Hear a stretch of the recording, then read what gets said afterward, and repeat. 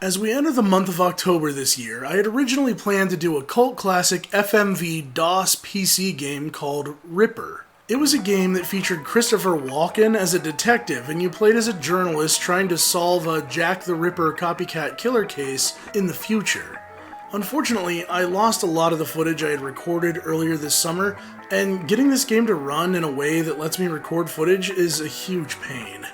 Luckily, Cuphead was recently released, and I felt like a game where you sell your soul to the devil, then go around killing people in order to buy your own soul back might make a good Halloween-themed game. Cuphead released September 29th, 2017 on multiple platforms, and today I'll be playing it on the PC. Developed and released by Studio MDHR Entertainment, it was marketed showing lots of run and gun and platforming techniques, but the game is mostly made up of boss battles. Since the game is so new, I will try a little harder than usual not to stray too far into spoiler territory, and I won't show too much of anything too far into the game. Cuphead's gameplay uses platforming mechanics combined with run and gun mechanics and bullet hell shooter tactics. Think of it as Contra on crack. You traverse an overworld map and jump directly from boss battle to boss battle. You also occasionally find run and gun levels that do use more of the platforming mechanics. This game is already notorious for its difficulty, and that's not the difficulty of jumping and dashing at the same time in the tutorial level, but the actual gameplay. But I'll get more into that later. The art style of Cuphead is breathtakingly gorgeous. The game takes its art cues from 1930s animation. Think of early Mickey Mouse, Steamboat Willie animations. Idle animations are still bouncy and fun, the colors are muted to suggest age, and the game features a sort of filter overlay to show film scratches and pops.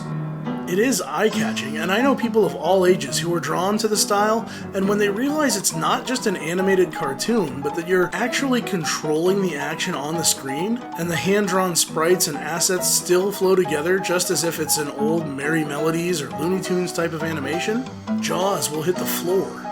Some people, myself included, have a hard time wrapping their head around it when you look at the footage. When I'm playing the game, I'm surprised that I don't find it distracting, but when I go back and watch my own footage, I'm astounded at how the game looks. It's amazing they were able to pull that off in a way that doesn't interfere with gameplay. All of Cuphead's sound design is again inspired by the golden age of American animation. Sounds and music are intentionally a bit muffled as if coming out of an old speaker. They feature the dust pops of vinyl records, and the sorts of cartoon sound effects you know and love are exactly what you can expect from the game. Not quite the Hanna-Barbera soundscape that people are used to, but the sound library, again, of even older classic cartoons. They fit right in quite well, but the only thing I wish they might have done differently was to perhaps add a little more variety. For instance, there is an announcer at the beginning of each stage. He has about a half a dozen or so catchphrases to introduce a battle. But when you could be restarting each and every level dozens of times, your only saving grace is how short the clips are. Otherwise, you'd really be going crazy. If you've ever seen an episode of Our Story So Far TV before, you know I typically review older games because I love diving into instruction manuals. Well, I haven't been lucky enough to get my hands on one of the few physical copies of Cuphead out in the world, and even if I did, I don't know if there's a manual or not. But the game does have an introduction that will help clue us into the story of the game, so let's dig in. Once upon a time, in a magical place called Inkwell Isle, there were two brothers named Cuphead and Mugman. They lived without a care under the watchful eye of the wise Elder Kettle. One day, the two boys wandered far from home, and, despite the Elder Kettle's many warnings, ended up on the wrong side of the tracks and entered the Devil's Casino. Inside, Cuphead and Mugman soon found themselves on a winning streak at the craps table. "Hot dog!" exclaimed King Dice, the casino's sleazy manager. "These fellas can't lose." "Nice run, boys," laughed a newcomer. The brothers gasped. It was the casino's owner, the devil himself. "Now how about we raise the stakes," he suggested with a toothy grin. "Win one more roll and all the loot in my casino is yours," the devil boomed. "But if you lose, I'll have your souls. Deal?" Cuphead, blinded by easy riches, nodded and grabbed the dice for a throw. "Good gosh, Cuphead, no!" cried Mugman, for he understood the danger. but it was too late. "Snake Eyes," laughed the devil, while slamming the floor. "You lose!" The brothers trembled in fear as he loomed over them. "Now, about those souls." The brothers pleaded for their very lives. "There must be another way to repay you," Mugman stammered. "Yes, please, mister," Cuphead added. Perhaps there is," the devil snickered, pulling out a parchment. "I have here a list of my runaway debtors. Collect their souls for me, and I just might pardon you two mugs." "Now get going," the devil roared, kicking the boys out most rudely. "You have till midnight tomorrow to collect every one of those souls. Otherwise, I'll be the one collecting yours."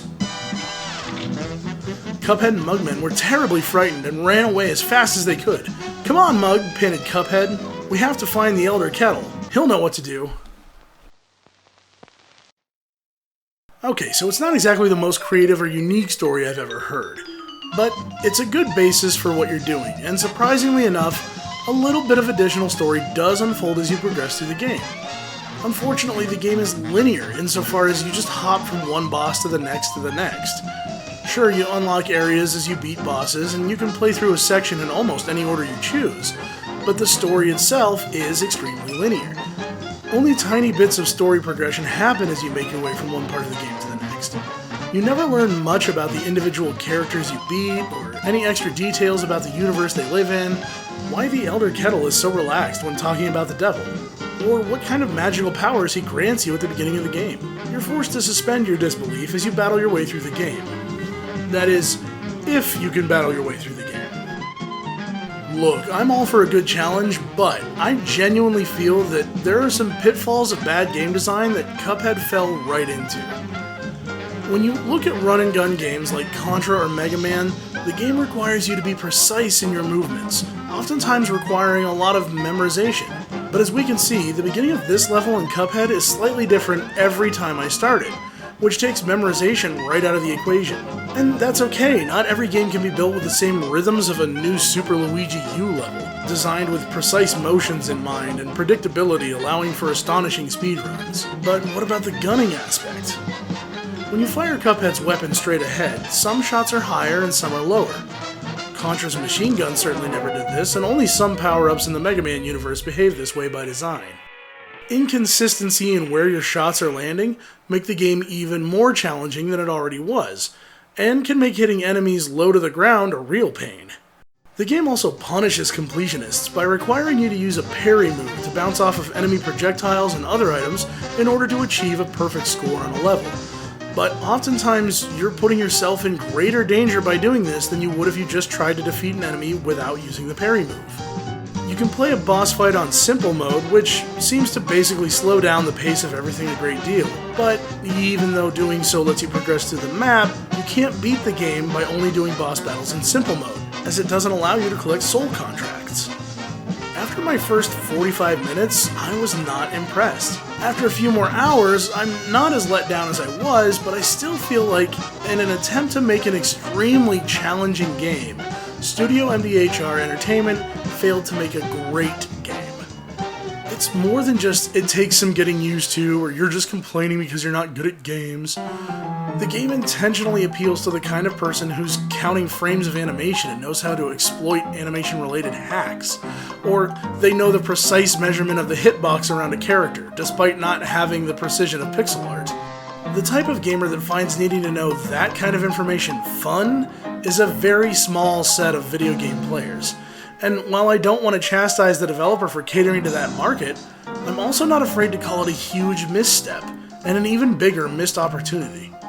The best way I can describe the game design came from a discussion I had with someone the other day. Games like Contra and Mega Man are unforgiving. Cuphead is challenging. Games that are unforgiving can be memorized and will punish you for not knowing exactly what to expect. Cuphead is challenging because it doesn't let you rely on memorization and muscle memory, but it actually expects you to take what's coming at you head on every single time. That's not necessarily a bad thing, but the art style, as mentioned before, appeals to so many people, even people who don't traditionally call themselves gamers. Alienating almost anybody who isn't a hardcore gamer from your otherwise more accessible than Mario franchise is a huge mistake. Sure, it was a calculated one, but Cuphead could have been the kind of game to feature player 1 as a 6-year-old and player 2 as a 60-year-old. But not with the levels being as hard as they are. I feel like not acknowledging the wide appeal the game has and making it accessible to as large of an audience as they could have is what prevents Cuphead from being a great game. But holy cow, have I gotten off track. What about the story? Well, let's be frank. Cuphead's story is about as detailed as the mid-20th century cartoons it pays homage to. There's barely a beginning, middle, and end, but it is there. It's enough context to keep you going and vague enough to allow for almost any kind of sequel one could desire. The story does nothing to explain the existence of all of these characters, but it also doesn't really break the fourth wall in a Comics Zone or Cool World sort of way either. It is simultaneously self-aware and locked within its own fantasy constructs. The only time the game really breaks immersion for me is when characters refer to both Cuphead and Mugman, even though I'm playing in single player. But then you just move on to the next boss. It's a deal with the devil, and boy does it feel like it. Most people had better be playing this game for challenge, or maybe the appealing visuals. Because, unfortunately, this cup does not runneth over with our story so far.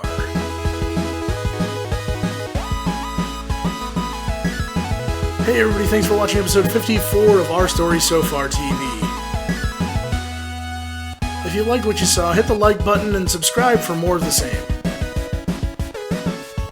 If you're looking for more episodes right away, you can always find them easily over at ourstorysofar.tv. If you have suggestions, feel free to leave them in comments or send me a message over on Twitter at NewAngel, that's NUANGEL. I'll try to cook something even spookier for you up as we get a little closer to Halloween, so look for a new episode in 2 weeks.